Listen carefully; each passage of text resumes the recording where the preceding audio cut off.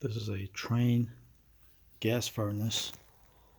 The first thing can be noticed right away is the exhaust. They used, I guess, the downspouts to use it for the exhaust pipe. The other thing I noticed, once you say this, obviously you expect more. So what they did, they attached, this is piece of sheetrock.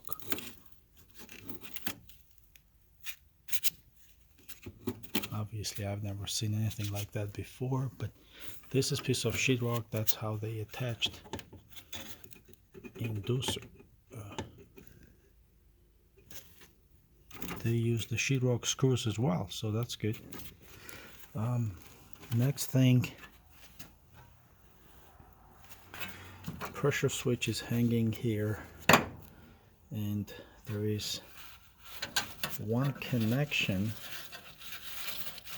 that's how it's bypassed. I believe this was, oh, it's from here. So there was a rollout switch is bypassed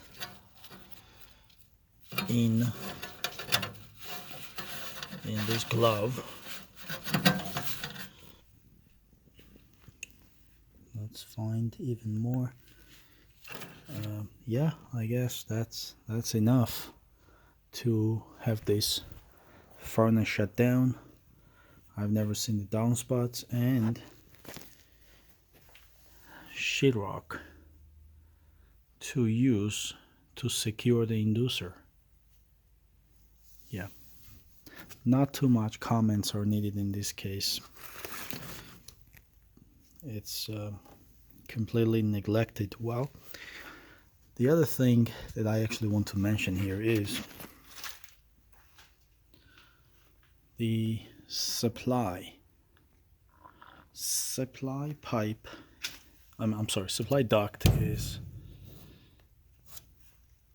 this is probably 10 by 10, and I don't see anything else.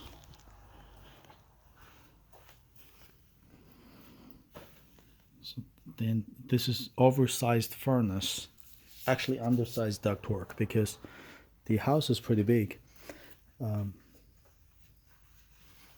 over 2,000 square feet, but the size of the furnace is 140,000 BTU. That's too big.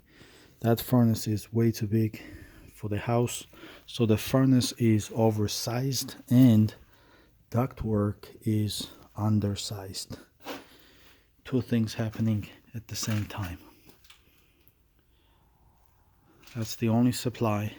We have the return, and yeah, return is